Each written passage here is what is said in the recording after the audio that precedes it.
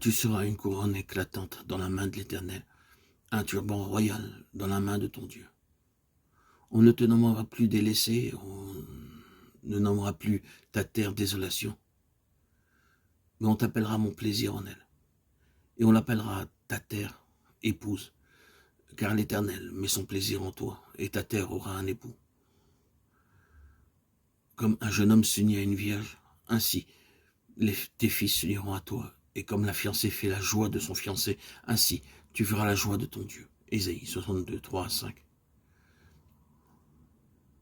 Par notre condition de péché, nous avons été une cause de blâme et de honte. Cependant, Dieu dit, tu seras une couronne de gloire entre les mains du Seigneur.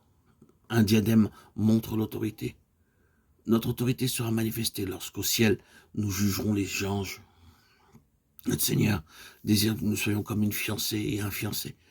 S'ils sont unis par le Seigneur, ils doivent se reposer entièrement sur lui et apprendre à s'aimer en toutes circonstances. Alors qu'ils agiront ainsi, ils acquerront une ressemblance mutuelle.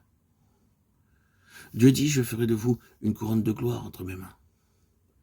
Il désire que nous soyons sa couronne pour satisfaire à son plan céleste. Le diadème royal est une couronne de beauté. Ici, la pensée que la gloire et la beauté de Jésus, qui n'ont pas été vues par les anges, seront contemplées en ce jour-là. Nous sommes pleinement préparés par le Seigneur Jésus en vue de cette gloire. De plus, nous sommes aussi considérés comme le sceau du Seigneur Jésus. Livre d'Agé, chapitre 2, verset 23. Tout comme le roi porte une couronne pour montrer sa grandeur et celle de son royaume, de même les princes aussi ont des anneaux aux doigts leur servant de sceau. L'autorité de Dieu sera finalement révélée à ceux qui sont sauvés par lui, et non par les anges. Nous deviendrons sa couronne, son diadème et son sceau. Une couronne pour montrer sa gloire, un diadème pour sa beauté et un sceau pour son autorité. Dans toute leur détresse, il a été en détresse, et l'ange de sa face les a sauvés. Dans son amour et dans sa miséricorde, il les a rachetés, et il s'est chargé d'eux, et il les a portés tous les jours d'autrefois. Ésaïe 63, 9. Dans toute leur détresse, il a été en détresse. Ceci est un pic élevé du salut. Quelles que soient nos afflictions, nos épreuves, nos tristesses et nos souffrances, notre Seigneur souffre avec nous. En tant que croyants, si nous souffrons avec lui, nous régnerons avec lui. Il partage et porte aussi nos fardeaux. C'est pourquoi il dit, vous portez mon joug sur vous, comme dans Matthieu 11, 29. Prenez mon joug sur vous et recevez mes instructions.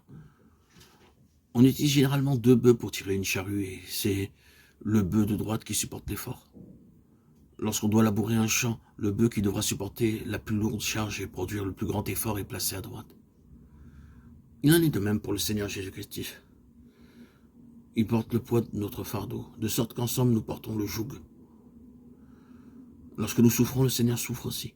Lorsque nous sommes tristes, il porte notre tristesse. Lorsque vous pleurez, il pleure. Lorsque vous êtes affamé, il est aussi affamé. Quel ministère!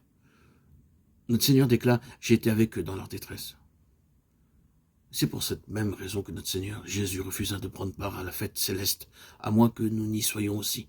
Matthieu 26, 29. Ici, le Seigneur dit, je vous attendrai, je souffrirai avec vous. Ne pensez pas que vous souffrirez seul. À cause de cela, alors que nous sommes sur cette terre, nous pouvons supporter joyeusement toute épreuve ou affliction. Ces anges invisibles nous protègent des attaques invisibles de l'ennemi.